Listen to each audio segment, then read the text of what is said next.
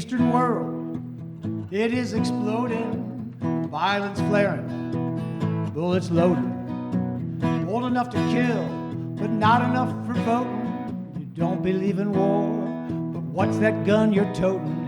And even the Jordan River has bodies a-floating, and you tell me over and over and over again, my friend, how you don't believe we're on the eve of destruction.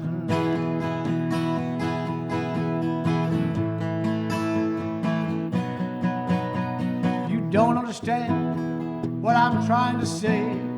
Can't you feel the fears that I'm feeling today? If the button is pushed, there's no running away. There'll be no one to save with the world in a grave. So you look around you, boy, it's bound to scare you, boy, and you tell me over and over and over again, my friend, that you don't believe you're on the eve of destruction.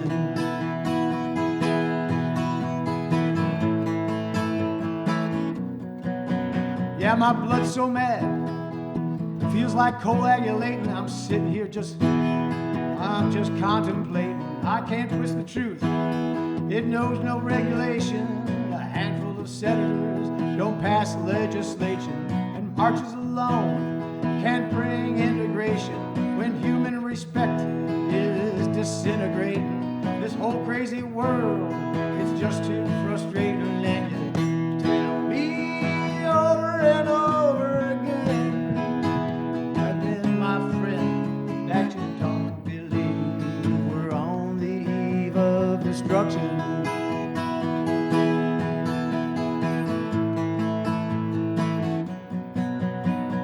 Think of all the hate there is in Red China. Then take a look around to Selma, Alabama.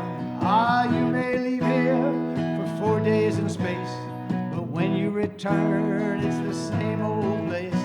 The pounding of the drums, the pride and disgrace. You can bury your dead, but don't forget to say grace. Hate your next door neighbor, don't forget to say grace. And tell me over and over and over again, my friend, that you don't believe we're on the eve of destruction. Now you don't believe we're on the eve of destruction.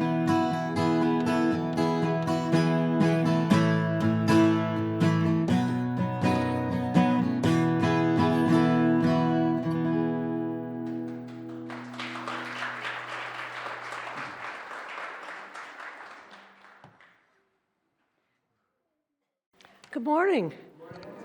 What a pleasure to be here with you all on such a beautiful November day. Our opening words are from the poet and minister Lynn Unger. "Breathe," said the wind. "How can I breathe at a time like this, when the air is full of the smoke of burning tires, burning lives?" "Just breathe," the wind insisted. "Easy for you to say, if the weight of injustice is not wrapped around your throat, cutting off all air. I need you to breathe. I need you to breathe. Don't tell me to be calm when there are so many reasons to be angry, so much cause for despair." "I didn't say to be calm," said the wind. "I said to breathe. We're going to need a lot of air to make this hurricane together. Come, friends, let's worship." If you have grandchildren or children, or if you're young enough to have had your parents read this to you, you've heard this story before, I'm almost sure. Alexander and the terrible, horrible, no good, very bad day. I went to sleep with gum in my mouth, and now there's gum in my hair, and when I got out of bed this morning, I tripped on the skateboard, and I could tell it was going to be a terrible, horrible, no good, very bad day. At breakfast, Anthony found a Corvette Stingray car kit in his breakfast cereal box, and Nick found a junior undercover agent code pin in his breakfast cereal box, and all I found was breakfast cereal. I think I'll move to Australia. In the carpool, Mrs. Gibson let Becky have a seat by the window. Audrey and Elliot got seats by the window, too. I said I was getting smushed. I said, if I don't get a seat, if I don't get a seat by the window, I'm going to be carsick. No one even answered.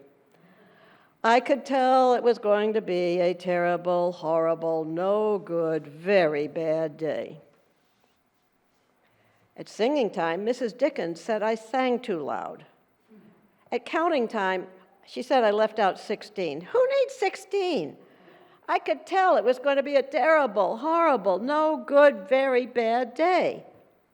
I could tell because Paul said I wasn't his best friend anymore. He said Philip Parker was his best friend, and Albert Mayo was his next best friend, and I was only his third best friend. I hope you sit on a tack, I said to Paul. I hope the next time you get a double-decker strawberry ice cream cone, the ice cream part falls off the cone part and lands in Australia.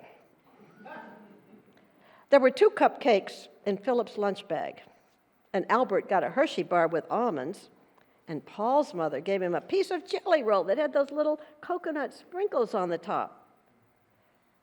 Guess whose mother forgot to put in dessert? It was a terrible, horrible, no good, very bad day. That's what it was, because after school, my mom took us all to the dentist, and Dr. Fields found a cavity just in me. Come back next week and I'll fix it, said Dr. Fields. Next week, I said, I'm going to Australia. On the way downstairs, the elevator door closed on my foot. And while we were waiting for my mom to go get the car, Anthony made me fall where it was muddy. And then when I started crying because of the mud, Nick said I was a crybaby. And while I was punching Nick for saying crybaby, my mom came back with the car and scolded me for being muddy and fighting. I'm having a terrible, horrible, no good, very bad day, I told everybody. No one even answered. So then we went to the shoe store to buy some sneakers. Anthony chose the white ones with blue stripes. Nick chose red ones with white stripes. I chose blue ones with red stripes. But then the shoe man said, we're all sold out. They made me buy plain old white ones. But they can't make me wear them. It was a terrible, horrible, no good, very bad day. There were lima beans for dinner, and I hate limas. There was kissing on TV, and I hate kissing. My bath was too hot. I got soap in my eyes, and I had to wear my railroad train pajamas. I hate my railroad train pajamas. When I went to bed, Nick took back the pillow he said I could keep, and the Mickey Mouse nightlight burned out, and I bit my tongue. It has been a terrible, horrible, no good, very bad day. My mom says, some days are like that, even in Australia.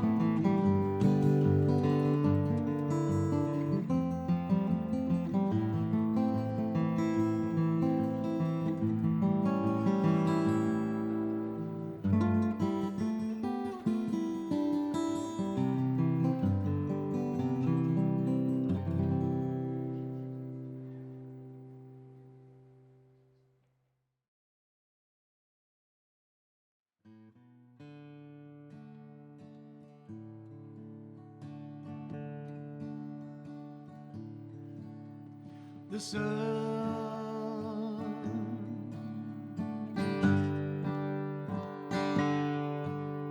The sun is slowly sinking. Daylight is almost gone.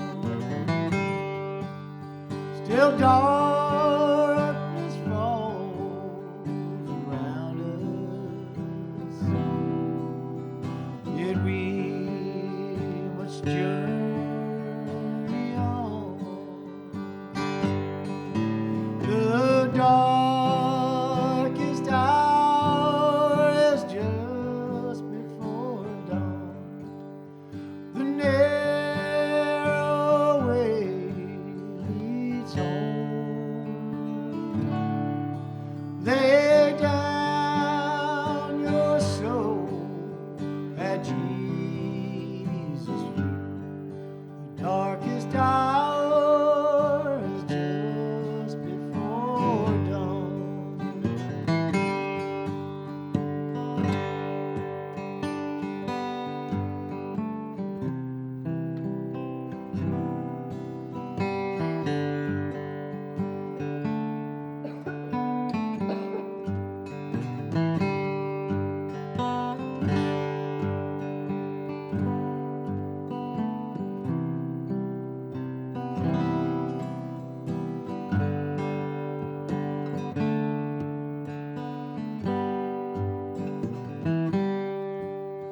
Like a shepherd out on the mountain,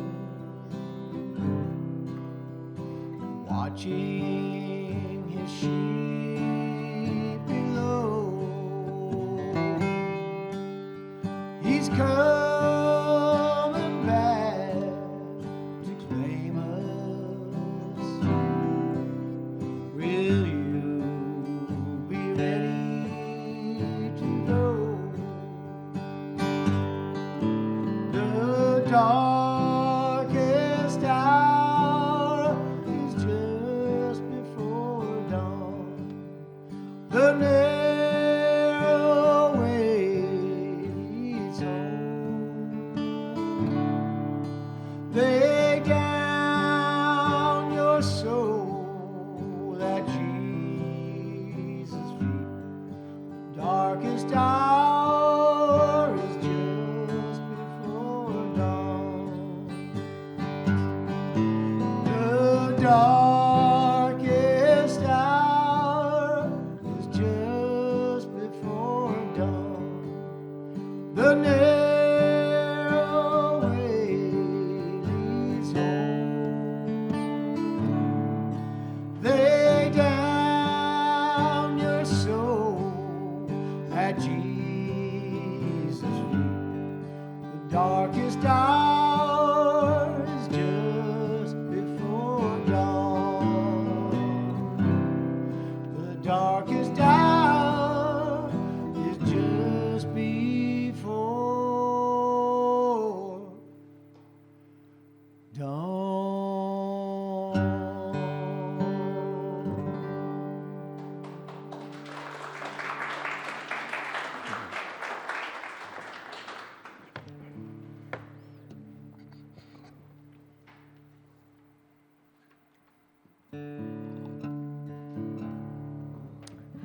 Our reading this morning is The Second Coming by William Butler Yeats. And I cannot tell you how many times in recent years, as I contemplate what is going on in the world, that one line or another of this poem just pops into my head and is the theme of the day. He writes, "Turning and turning in the widening gyre, the falcon cannot hear the falconer. Things fall apart. The center cannot hold. Mere anarchy is loosed upon the world. The blood-dimmed tide is loosed, and everywhere the ceremony of innocence is drowned. The best lack all conviction, while the worst are full of passionate intensity. Surely some revelation is at hand. Surely the second coming is at hand. The second coming. Hardly are those words out when a vast image out of Spiritus Mundi troubles my sight. Somewhere in the sands of the desert, a shape with a lion body and the head of a man, a gaze blank and pitiless as the sun, is moving its slow thighs, while all around it reel shadows of the indignant desert birds. The darkness drops again, but now I know that 20 centuries of stony sleep were vexed to nightmare by a rocking cradle. And what rough beast, its hour come round at last, slouches toward Bethlehem to be born.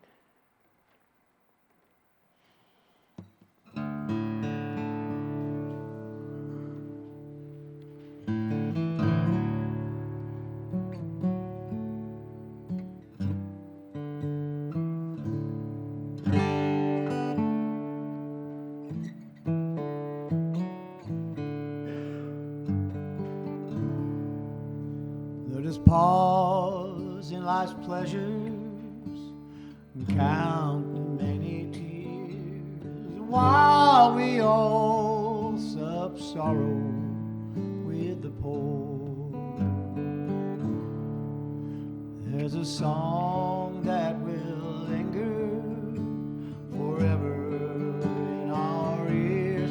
Oh, hard times come again no more.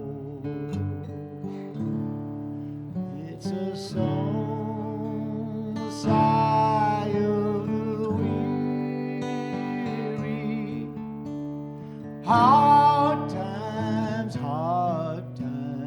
come again no more. Many days you have lingered beyond my back cabin door. Oh, hard times come again no more.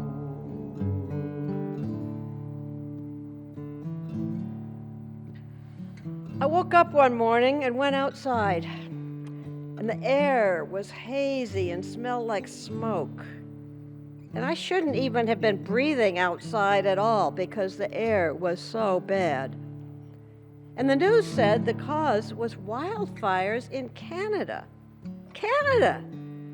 And they were the worst wildfires Canada had ever seen.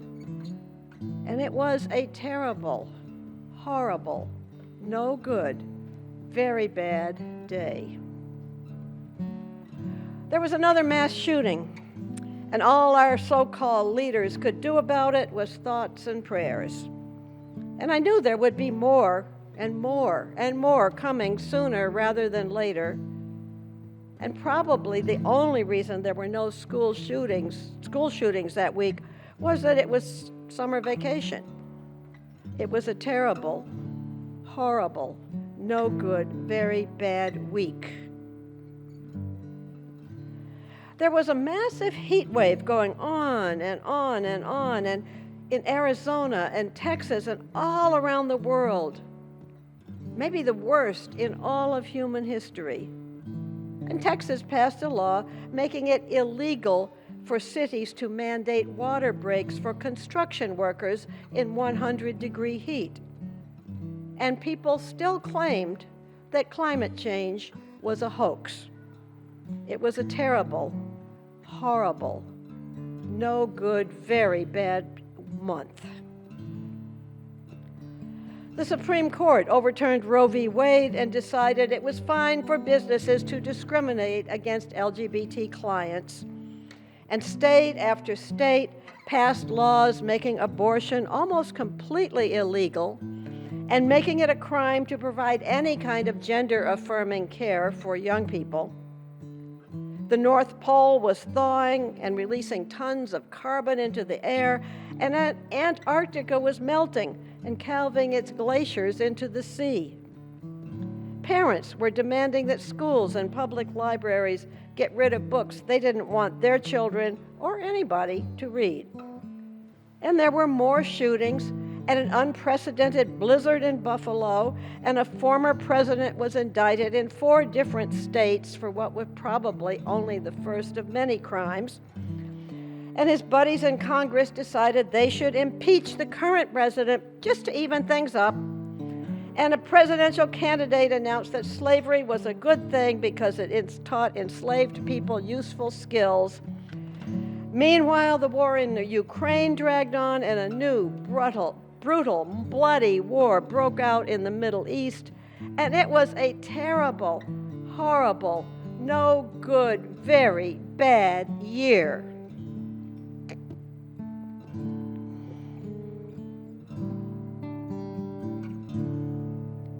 We seek mirth and beauty and music bright and gray.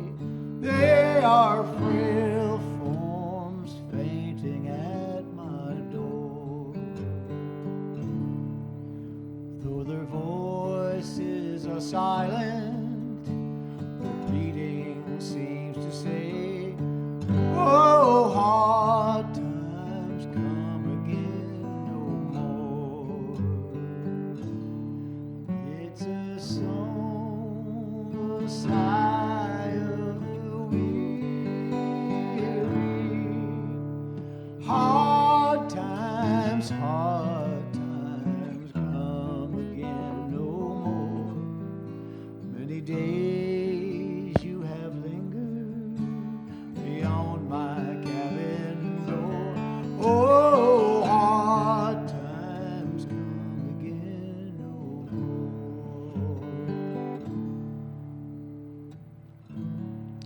So, are we on the eve of destruction then? Or did Alexander's mom have the right idea? Sometimes they're just like that.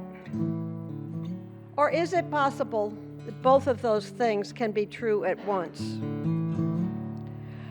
Maybe the big difference between Alexander and his mom is that he's just 5 or 6 years old, and one terrible, horrible, no good, very bad day is a big chunk of his life. His mom has been around for a while. She knows that, yes, some days are like that, even in Australia, and still the world goes on.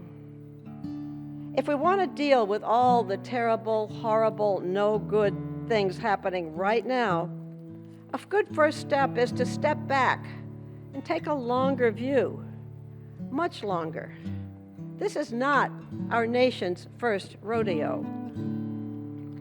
Stephen Foster wrote the song, Hard Times Come Again No More, 7 years before the Civil War, when the country was already being torn apart over the question of slavery.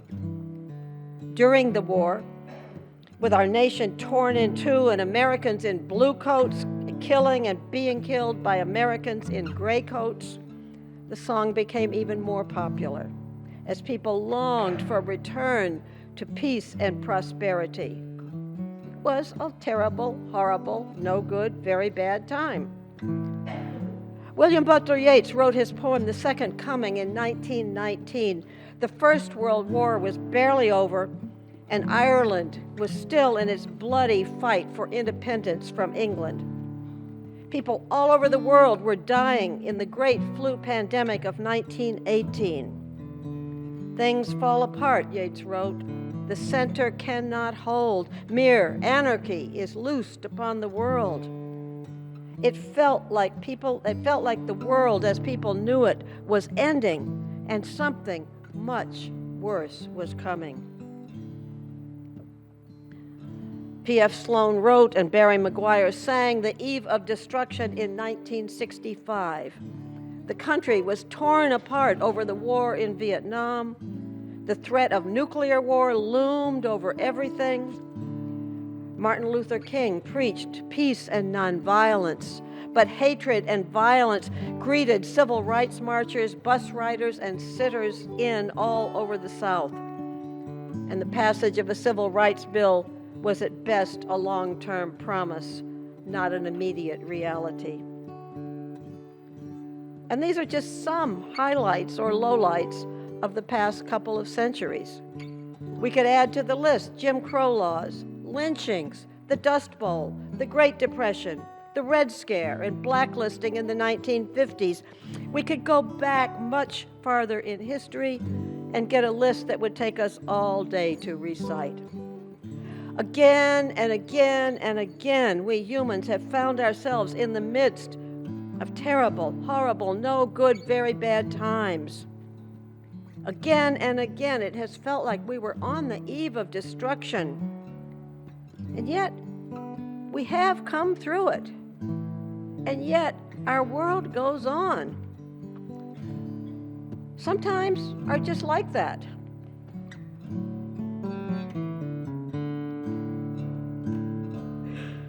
There's a pale, drooping maiden who toils her life away with a worn heart whose better days are o'er.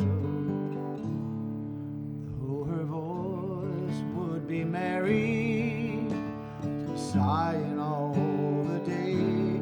Oh, hard times come again no more. It's a song, a sigh of the weary.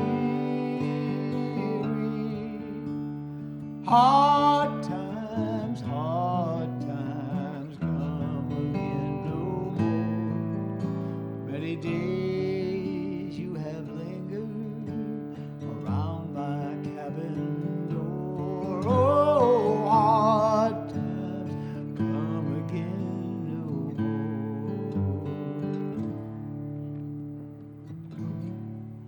So let's say we've all settled into a long-term perspective. There have been hard times before. There will be hard times again. We know that. But the fact remains that there are far too many really terrible, horrible, no good, very bad things happening right now, these days. Is there nothing at all we can or should do about any of that? I'm not saying that, not for a minute. People have always responded to the terrible things of their times. And some of those things, like human chattel slavery, for instance, might never have ended if some people hadn't put their lives on the line to end them. There are things happening today, maybe climate change, one of the foremost among them, that absolutely must be addressed right now. I can't fix any of it, and neither can you. What I can offer this morning are some suggestions about how we hang on to our sanity as we respond to them. Here's one. Start by going on a news diet. The 24-hour cable cycle demands that people keep talking all the time, mostly saying the same things over and over and over again. All crisis, all the time. Or they're going on and on about what might happen and what it might mean if the president or Congress or the Department of Justice or somebody does this or if it doesn't. Here's a secret. You don't have to listen. You've heard it once. Now go do something else. If it hasn't happened yet, let it go until it does. Do something else. Like what? Like what? Whatever centers you, grounds you, brings you closer to your own inner wisdom, and helps you gain perspective. Breathe, for starters. Try it. Walk, jog, swim, meditate, pray, talk to a friend, write in your journal, read a good book, read a poem or write one, cook a good meal for somebody, make some music or listen to some, spend some quality time with people you love. The poet Rumi said there are 100 ways to kneel and kiss the ground. Find what works for you and do it every day. Okay, so let's say now you've got some long-term perspective on the problems of today. You're breathing deep and steady. You've got yourself centered and grounded. And maybe your blood pressure has dropped a few points too. Now you're ready to get to work. Now you're ready to stir up a hurricane. A very wise man whom most of us have never heard of, a biblical scholar, said this: "Do not be daunted by the world's great grief. Do justly now. Walk humbly now. Love mercy now. You are not obligated to complete the work, but neither are you free to abandon it. You're not obligated to do it all. In fact, of course, you can't. As Edward Everett Hale famously reminds us, I am only one, but I am one. I cannot do everything, but I can do something. And because I cannot do everything, I will not refuse to do the something that I can do." So pick one thing, the thing closest to your heart, the thing you know something about, or the thing you want to know more about, the thing you feel is most important right now to you. And do what you can. Do what you can. Get out and volunteer with a group that's already working on it. Or start a group. Send money where it will do some good. Write letters to congresspeople and senators or editors or to voters. Knock on doors for a candidate you believe in. Speak out at a public meeting. Replace your furnace with heat pumps. Start composting. Plant a tree. Again, there are 100 ways, 1,000 ways to kneel and kiss the ground. Figure out what you can do and do that. And this is very important. Trust that there are other people working on all those other terrible things that you're not. You don't have to do it all yourself. And if enough of us do that, then slowly but surely, things may begin to change. And if we open ourselves to let love guide us in the ways of peace and truth and justice, then maybe, just maybe, there will come a time when we can say, this is not a bad day at all. In fact, it's a beautiful, wonderful, very good day.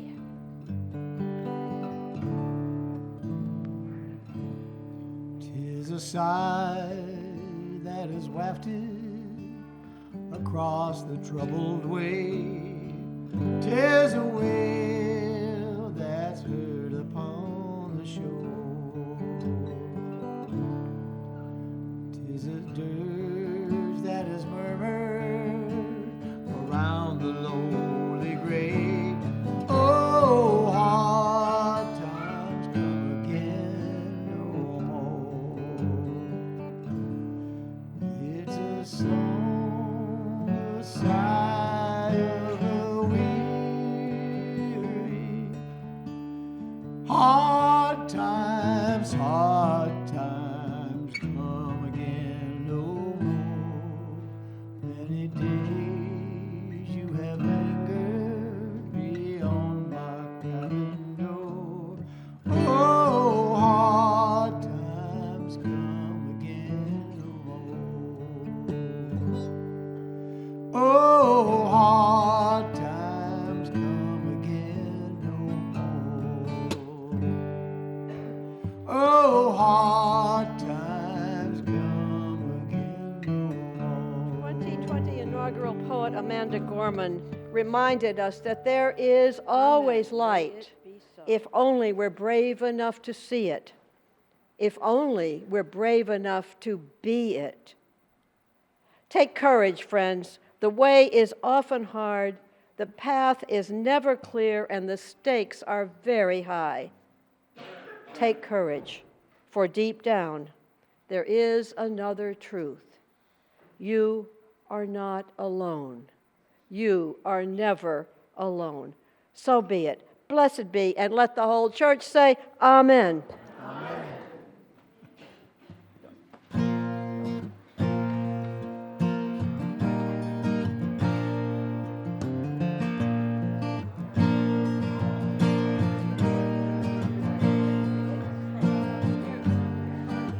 Sunrise over the city, noise and confusion everywhere. There's no relief, it's a pity. Seems like no one really cares. I'm just running in circles, not really going anywhere. Think it's time to stop and listen. Let the music take me there. Walk in the silence, stand in the light, give myself over, feel so right. Truth's in a whisper, voice of my own. I'm walking in silence, walking alone.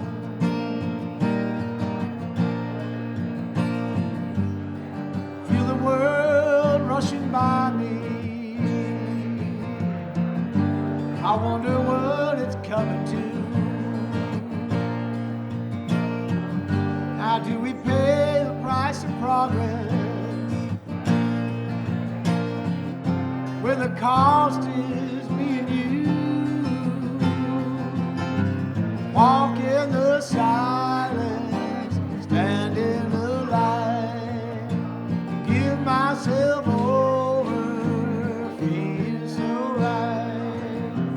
Truth's in a whisper, a voice of my own. I'm walking in silence, walking alone.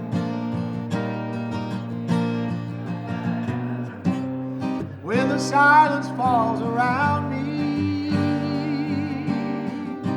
I feel the world slip away.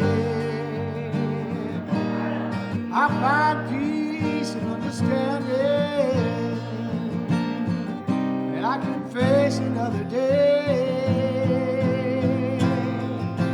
Walk in the silence, stand in the light, give myself over, feel so right. Truth's in a whisper, voice of my own. I'm walking in silence, walking alone. Walking in silence, walking alone.